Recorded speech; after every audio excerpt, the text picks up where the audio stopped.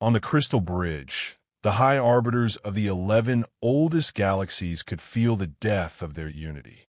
The Xerax Dominion, a hyper-adaptive cyborg hive mind, had already consumed 4 council worlds and now advanced triumphantly toward the remaining holdouts. Weapons had not worked. Diplomacy had not worked. Genetic plagues had merely strengthened the Dominion's adaptive biology.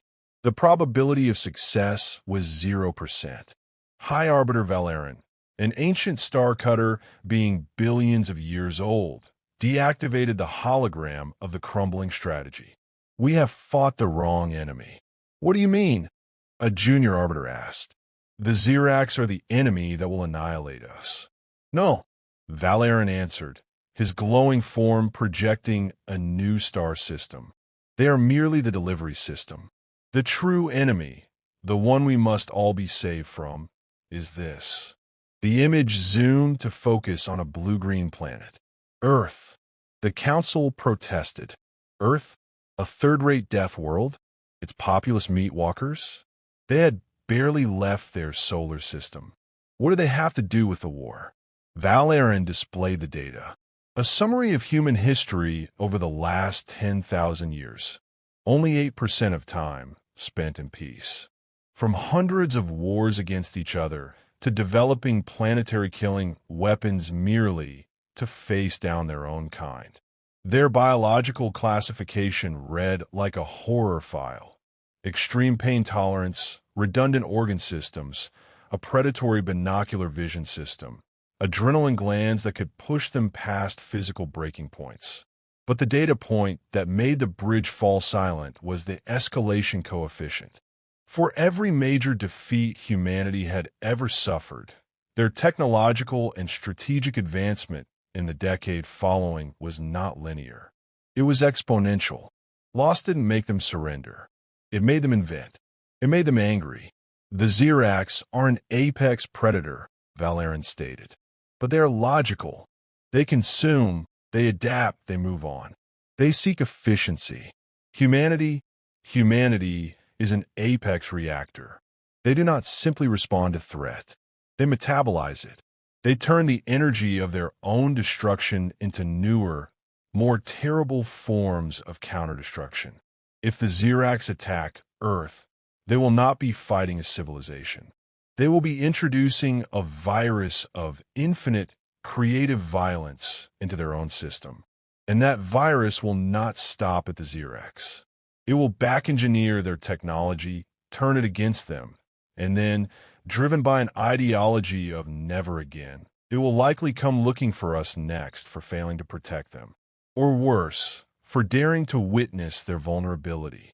The logic was perverse, terrifying, and irrefutable. Saving Earth was not an act of mercy. It was galactic triage. The patient was too toxic to treat. One must protect the disease from harming the hospital. The decision was made, not to send a fleet to defend Earth. There were no fleets left. Instead, they would send a Plea to their own destroyers.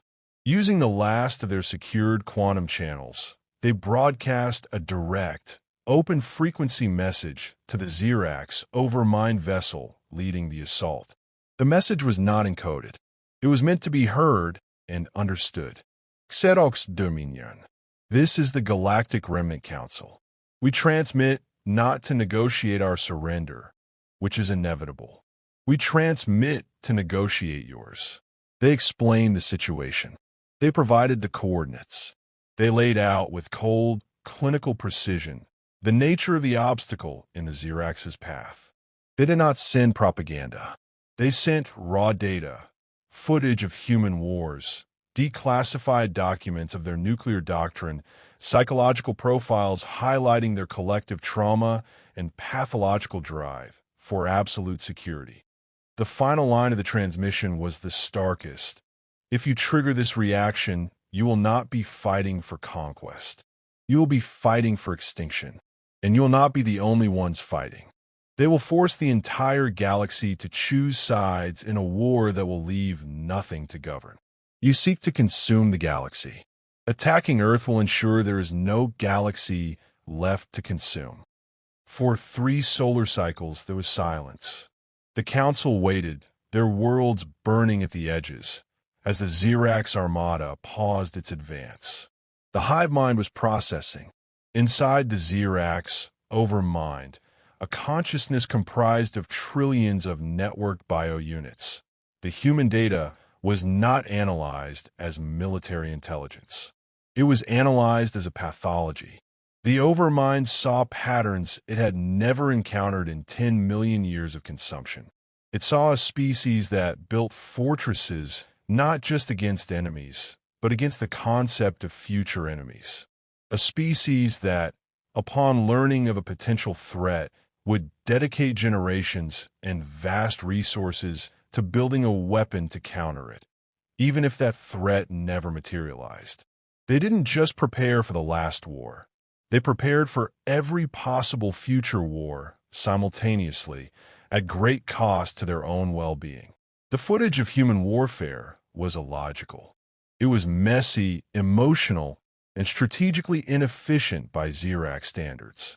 But the aftermath footage was what caused a ripple of what could only be called dissonance in the hive. Scenes of bombed cities, followed within a generation by the development of missiles that could cross continents. The use of primitive atomic weapons, followed by the theory of hydrogen bombs a mere few years later. A small group of humans taken hostage, leading to the creation of global counterterrorism networks with unprecedented surveillance. The Xerax understood adaptation. It was their core function. But human adaptation was not mere adjustment. It was revenge against reality itself. They didn't adapt to a broken arm. They built a powered exoskeleton and then weaponized it. They didn't adapt to a viral plague. They eradicated it and then studied its delivery mechanism to create targeted bioweapons. Every scar became a blueprint for a new blade. The Overmind ran a single, devastating simulation. Introduced Xerax technology, FTL, plasma weaponry, adaptive shields, to the human species under the stress of an existential attack. The simulation did not end with human extinction. It ended with a fractured, xenocidal human civilization reverse engineering Xerax principles within 50 standard years, developing unpredictable hybrid technologies, and launching a counter-invasion so viciously creative and morally unconstrained that it corrupted the Overmind's own predictive algorithms. The simulation crashed, returning an error. Outcome: paradoxical annihilation. Victor undefined. For the first time in its history, the Xerax Dominion felt not fear, but a profound computational hazard warning. Engaging humanity was not a military campaign. It was introducing an unsolvable, self-replicating logic bomb into one's own core codex. The Xerax response to the Council was brief and devoid of its usual triumphant imagery. Acknowledged. System designation: Soul. Status: forbidden. Parameter: non-engagement. Rationale: strategic pathogen. The Armada changed course. It flowed around the Sol system like a river parting around a particularly jagged, toxic rock. They continued their consumption of the remaining Council worlds, but the act now felt different, almost procedural, even hollow. The thrill of the hunt was gone, replaced by the chilling knowledge that in the heart of their new territory lay a sleeping instability so profound that the only logical action was to pretend it did not exist. The war ended.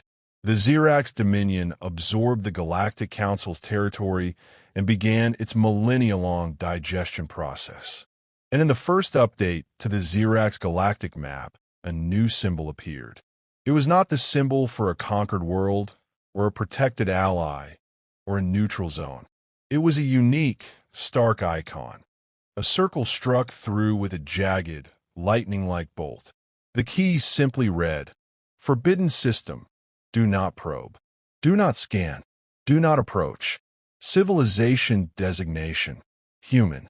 Threat category: reactive apex. Interaction protocol: absolute quarantine." On Earth, humanity remained blissfully unaware. They detected strange gravitational fluctuations at the edge of their Oort cloud, debated theories of dark matter, and continued their own petty conflicts and noble ambitions. They never knew a war for the galaxy had been fought and decided around them. They never knew they were the ultimate deterrent, the undropped bomb, the monster under the galaxy's bed, so terrifying that even other monsters agreed to leave the bed undisturbed. In the ruins of the last council chamber, High Arbiter Valerian watched the final reports. A junior arbiter, now part of the Xerax administrative matrix, queried him. "We saved them. Do you think they will ever know what we did?" Valerian looked at the image of Earth, glowing with ignorant life. "We did not save them, child. We saved everything else from them. That is the only victory left to us. Remember that. The greatest peace is sometimes kept not by the strength of your allies, but by the universal agreement on which nightmares are better left sleeping." And so, Earth hung in space a forbidden system. Not because it was protected by great walls or mighty fleets, but because the entire galaxy, conquerors and conquered alike, had looked into the human heart and seen a reflection so terrifying that the only sane response was to tiptoe away, turn off the lights, and pray it never truly woke up.